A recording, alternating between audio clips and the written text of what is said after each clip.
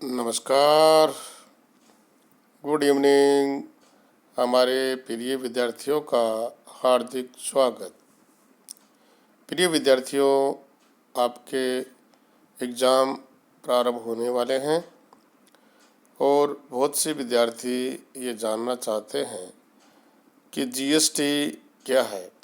GST के बारे में कुछ जानकारी दें ताकि हमें फ़ायदा हो सके। तो आज हम वस्तु एवं सेवा कर क्या है और कितने प्रकार के टैक्स होते हैं, इस विषय पर चर्चा करेंगे। तो सभी विद्यार्थी पूरा ध्यान से सुने और साथ साथ नोट करें ताकि आपको एग्ज़ाम में फ़ायदा हो सके। जीएसटी यानी गुड्स एंड सर्विस टैक्स, वस्तु एवं सेवा कर क्या है, इसके बारे में हमारी चर्चा रहेगी। इससे पहले सभी विद्यार्थी जिन्होंने चैनल को सब्सक्राइब नहीं किया है वो जल्द से जल्द सब्सक्राइब कर ले ताकि आपके पास अपडेट्स आती रहें जो आपके एग्ज़ाम में बहुत हेल्पफुल हो। वस्तु एवं सेवा कर का परिचय। वस्तु एवं सेवा कर एक अप्रत्यक्ष कर है, यानी जो टैक्स होते हैं वो दो प्रकार के होते हैं, प्रत्यक्ष और अप्रत्यक्ष, डायरेक्ट और इनडायरेक्ट। तो वस्तु एवं सेवा कर एक अप्रत्यक्ष कर है। हमारे देश में इसे 1 जुलाई 2017 से लागू किया गया था। इससे पूर्व हमारे देश में केंद्र सरकार एवं विभिन्न राज्य सरकारों द्वारा अनेक अप्रत्यक्ष कर लगाए गए थे। भारत एक प्रजातांत्रिक गणतंत्र देश है तथा हमारे देश में कानून की सर्वोच्च शक्ति संविधान में निहित है। हमारे संविधान में इस बात का उल्लेख है कि कानूनी अधिकारों के बिना किसी भी कर का संग्रहण नहीं किया जा सकता। अतः वस्तु एवं सेवा कर का परिचय यानी संबंधित प्रावधान जानना बहुत ज़रूरी है और इस अध्याय में हम अप्रत्यक्ष करों की पृष्ठभूमि को अच्छे से जानने का प्रयास करेंगे। यानी अप्रत्यक्ष करों की जो पृष्ठभूमि है उसके बारे में जानकारी करें तो सबसे पहले बात आती है कि टैक्स क्या है। तो मीनिंग ऑफ टैक्स, कर सरकार द्वारा लगाया गया आर्थिक प्रभार है जिसका भुगतान जनता द्वारा सरकार को किया जाता है। सरकार इस धन का प्रयोग करती है जनता को सुविधाएं प्रदान करने के लिए। अतः सामान्यतः व्यक्ति या संपत्ति पर कर लगाया जाता है। सरकार टैक्स जो लगाती है उन राशि से वो सरकार जनता को सुविधाएं उपलब्ध कराती है और ये जो टैक्स लगता है वो व्यक्ति या संपत्ति पर लगता है। करों के प्रकार जैसे कि मैंने बताया था, प्रत्यक्ष और अप्रत्यक्ष।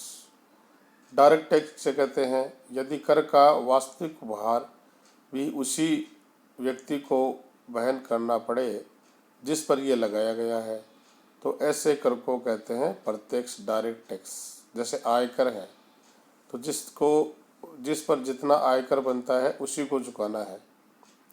आयकर किसी व्यक्ति की आय पर लगाया जाता है। पूर्व में कई अन्य प्रत्यक्ष कर प्रभाव में रहे जैसे धन कर है, उपहार कर है, संपदा शुल्क आदि कर थे। वर्तमान में सिर्फ आयकर ही है। अप्रत्यक्ष कर, यदि कर का वास्तविक भार उसी व्यक्ति को वहन नहीं करना पड़ता जिस पर यह लगाया जाता है बल्कि इसे अन्य व्यक्तियों पर हस्तांतरित कर दिया जाता है तथा अंतिम उपभोक्ता को इसका भार वहन करना पड़ता है, उसे कहते हैं अप्रत्यक्ष इनडायरेक्ट टैक्स। ये कर माल अथवा सेवाओं पर लगाया जाता है। वर्तमान में ऐसे करों में वस्तु एवं सेवा कर जीएसटी और सीमा शुल्क प्रमुख है। 1 जुलाई 2017 से पूर्व कई अप्रत्यक्ष कर प्रभाव में थे जिनमें केंद्रीय बिक्री कर, सीएसटी, राज्य वेट, स्टेट वेट, उत्पाद शुल्क, एक्साइज ड्यूटी और सर्विस टैक्स आदि प्रमुख अप्रत्यक्ष कर थे। संवैधानिक प्रावधान इसके क्या हैं? वस्तु और सेवा कर से होने से पूर्व भारतीय संविधान के अनुच्छेद 265 के अनुसार केंद्रीय अथवा राज्य सरकार द्वारा बिना कानूनी अधिकार के किसी भी प्रकार का कोई भी कर नहीं लगाया जा सकता अथवा न वसूल किया जा सकता है। कानून बनाने और कर या शुल्क लगाने का अधिकार संविधान के अनुच्छेद 245 द्वारा दिया गया है। चूँकि कर लगाने और संग्रहण करने का अधिकार संविधान द्वारा दिया गया है, अतः कोई भी केंद्रीय कर अथवा राज्य कर मनमाने ढंग से नहीं लगाया जा सकता। इस संबंध में केंद्र सरकार, संसद, संपूर्ण भारत अथवा इसके किसी भी भाग के लिए कर संबंधी कानून बना सकती है। यानी केंद्र जो टैक्स लगता है उसके लिए संसद यानी केंद्र सरकार संसद के माध्यम से ये कानून बना सकती है। इस प्रकार कोई भी राज्य सरकार अपने संपूर्ण राज्य अथवा राज्य के किसी भाग के लिए कर लगाने संबंधी प्रावधान बना सकती है, परंतु कोई भी कानून संवैधानिक प्रावधानों के अनुरूप होना चाहिए। जो भी कानून जो टैक्स लगाया जाता है वो संविधान के प्रावधानों के अनुरूप होना चाहिए। केंद्र सरकार और राज्य सरकारों को विभिन्न कर लगाने का अधिकार संविधान की 7वीं अनुसूची में 3 प्रकार की सूचियों के अंतर्गत प्रदान किया गया है। प्रथम सूची है यूनियन लिस्ट यानी संघ सूची, द्वितीय सूची है राज्य यानी स्टेट लिस्ट और तृतीय सूची है समवर्ती सूची। ये 3 प्रकार की सूचियां हैं जिनमें टैक्स के अलग अलग जो प्रावधान है वो किए गए हैं। केंद्र सरकार द्वारा लगाए जाने वाले कर। केंद्र सरकार ने संघ सूची में उल्लेखित विभिन्न करों में से निम्नलिखित प्रत्यक्ष और अप्रत्यक्ष कर लगाए हैं। प्रत्यक्ष कर में कृषि आय को छोड़कर अन्य आय पर कर प्रविष्टि संख्या 82, निगम कर प्रविष्टि संख्या 85, संपत्तियों के पूंजीगत मूल्य पर धन कर प्रविष्टि संख्या 86, अप्रत्यक्ष सीमा शुल्क, निर्यात शुल्क सहित प्रविष्टि संख्या 83, भारत में निर्मित अथवा उत्पादित तंबाकू तथा अन्य वस्तुओं पर उत्पाद शुल्क प्रविष्टि संख्या 84, परंतु निम्नलिखित को छोड़कर मानवीय उपभोग में काम आने वाली शराब, अफीम, भारतीय भांग अथवा अन्य नशीली दवाइयाँ तथा मादक पदार्थ। अंतर्राष्ट्रीय व्यापार और वाणिज्य के दौरान समाचार पत्रों को छोड़कर अन्य वस्तुओं के क्रय विक्रय पर केंद्रीय बिक्री कर प्रविष्टि संख्या 92 है। सेवाओं पर कर प्रविष्टि संख्या 92 एस। ये कर कौन लगाता है? केंद्र सरकार। स्पष्टीकरण।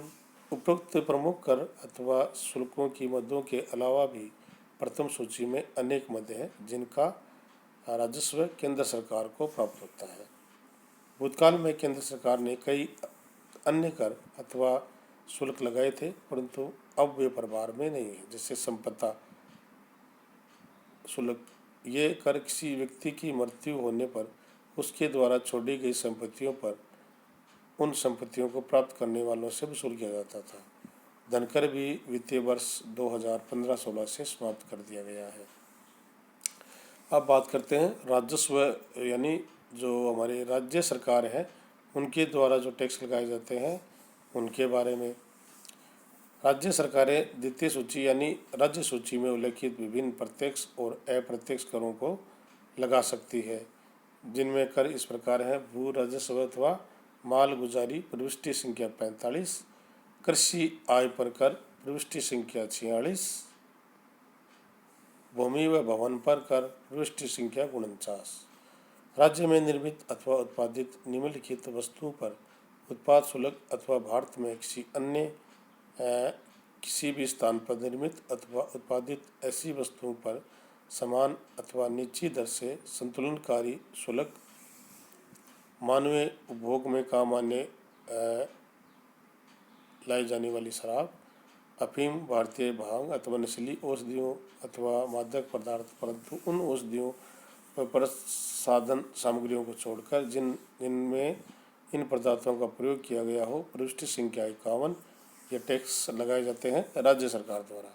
किसी भी स्थानीय क्षेत्र में उपभोग अथवा बिक्री के लिए आने वाली वस्तुओं के प्रवेश कर, प्रविष्टि 52, समाचार पत्रों को छोड़कर अन्य वस्तुओं के क्रय विक्रय अथवा राज्य स्तरीय मूल्य संवर्धन कर, प्रविष्टि 54, धंधों, व्यापारों, रोजगारों तथा पेशों पर टैक्स 60 और दस्तावेजों में स्टाम्प शुल्क की दरें उन पर दस्तावेजों को छोड़कर जिन पर स्टाम्प शुल्क लगाने का अधिकार प्रथम सूची के अनुसार केंद्र सरकार का है, प्रविष्टि संख्या 63।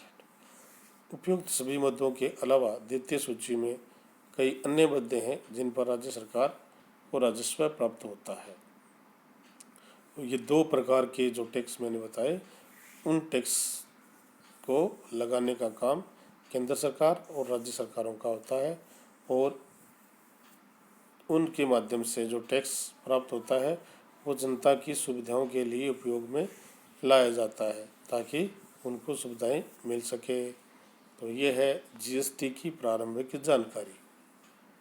आगे हम नेक्स्ट जो हमारा चैप्टर होगा उसमें डिटेल से आपको बताएंगे कि जो जीएसटी है वो किस प्रकार से आप पर लगाया जाता है, किस प्रकार से इसका संग्रहण करने की प्रक्रिया है।